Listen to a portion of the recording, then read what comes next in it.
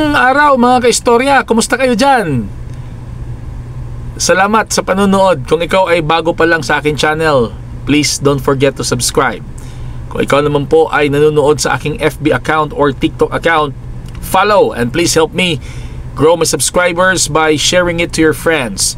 At kung meron kang gustong sabihin sa pinag-usapan natin ngayon, don't hesitate to write your comments. And please don't forget to like sa video na ito, kaistorya. Kung ikaw naman po ay natuwa, na-touch sa topic natin ngayon, you can express your support by clicking this icon. Ayan. Pag-click nyo dyan mga kaistorya, lalabas ito. Kayo nang bahala mga kaistorya. At kung ikaw naman po ay naghahanap ng mga magaganda, affordable, classy, trendy na mga dress, bags, shoes, trousers, blouses, anything about women's apparel mga kabarangay, mga kaistorya, please don't forget to add this Facebook account of my wife or follow Glynis May Arsua. Napakamura mga kaistorya, napakamura talaga at napakaganda.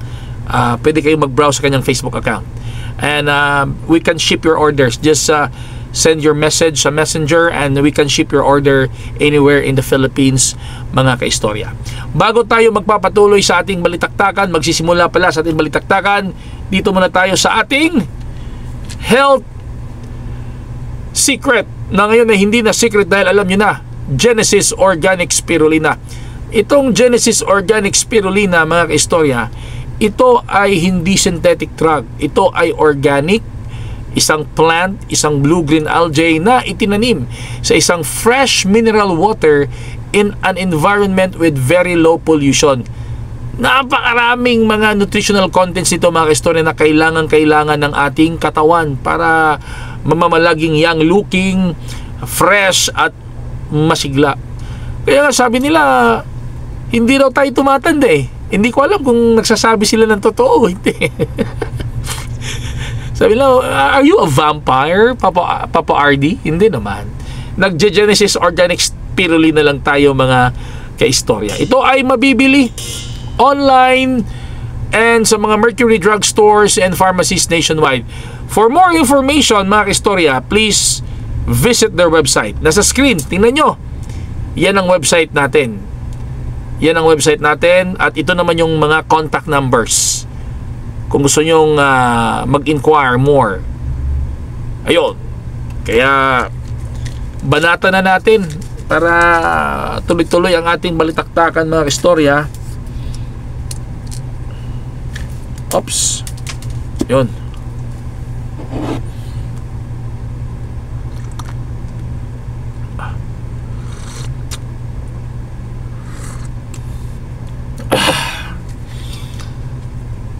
Genesis Organic Spirulina, ang dekalidad na spirulina ng bayan.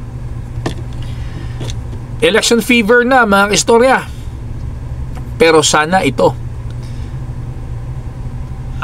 unsolicited advice sa mga scriptwriters ng mga politiko. Dapat yung script nyo may touch of reality. May touch of reality. Ngayon kasi mas effective yung realistic ang approach. Kaya nga sikat ang mga vloggers ngayon eh, di ba? Sikat ngayon ang mga vlogs. Ang totoo, merong study na pababa ng pababa ang ang mga nanonood ng mga TV. Yung mga nanonood ng mga scripted shows.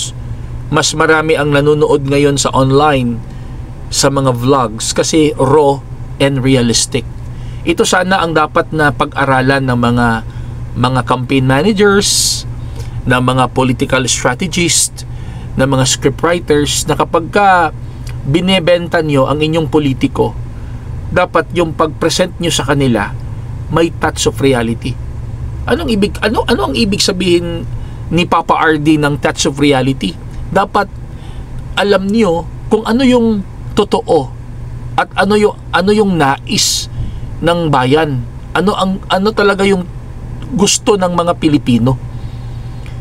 para ma-appreciate kayo at para ma-convert yon into votes. Kasi kahit gaano pa kaganda ang script nyo,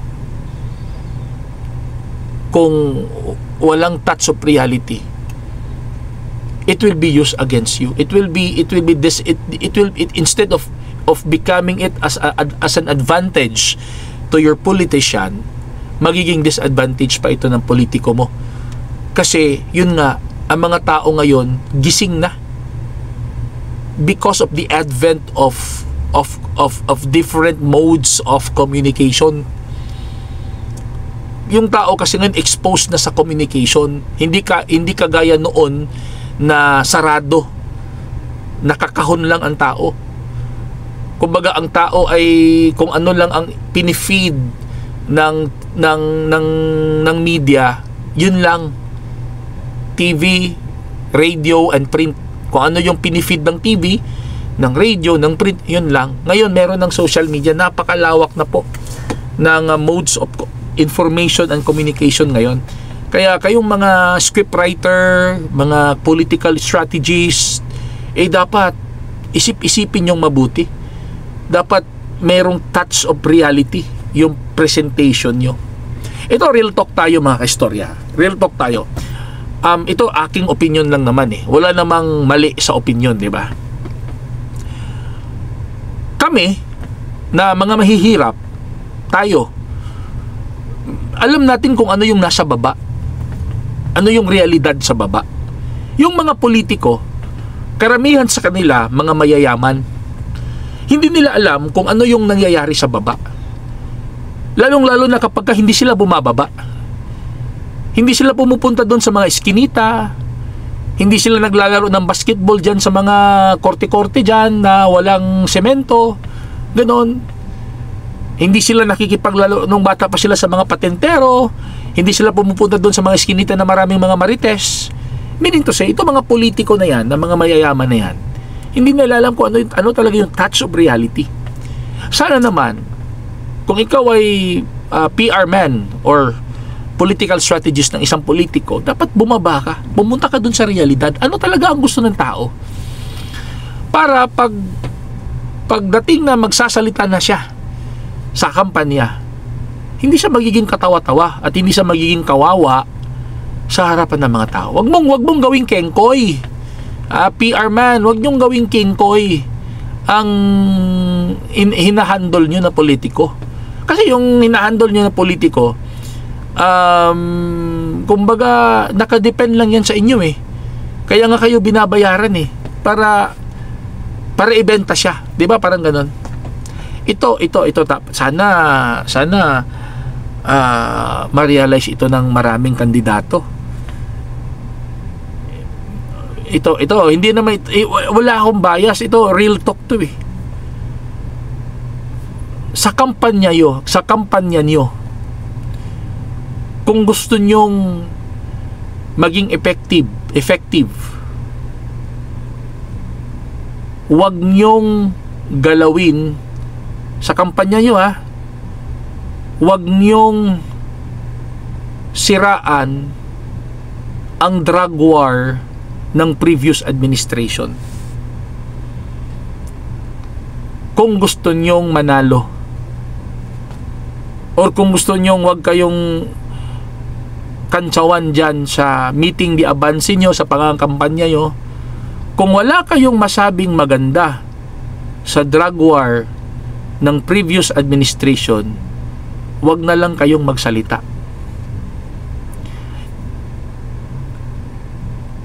Ilahad nyo na lang yung plataforma nyo.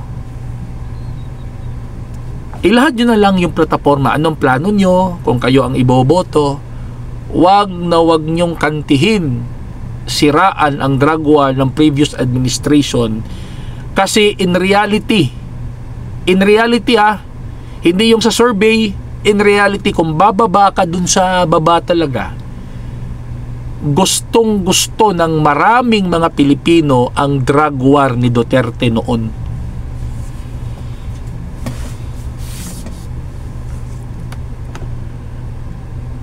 kahit anong sabihin ninyo na extrajudicial killing, blah blah blah, blah blah blah, hindi nyo pwedeng kabigin ang lahat ng mga Pilipino, kasi by impression, majority of the Filipino people gusto nila yung war on drugs ni Duterte. Hindi dahil sa pumapanig, hindi. Totoo ito. Ito nga tulong ko eh. Tulong ko sa mga politikong kumakandidato ngayon, mula local hanggang national. Kung wala kayong masabing maganda sa drug war ni Duterte, huwag nyo na lang isama sa speech nyo. Ilahad nyo na lang yung plataforma nyo, kung ano yung mga plano nyo. Don't mention the drug war kung wala kayong masabing maganda.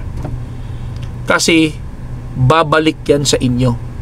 Hindi yan magiging magandang punto or point sa inyo.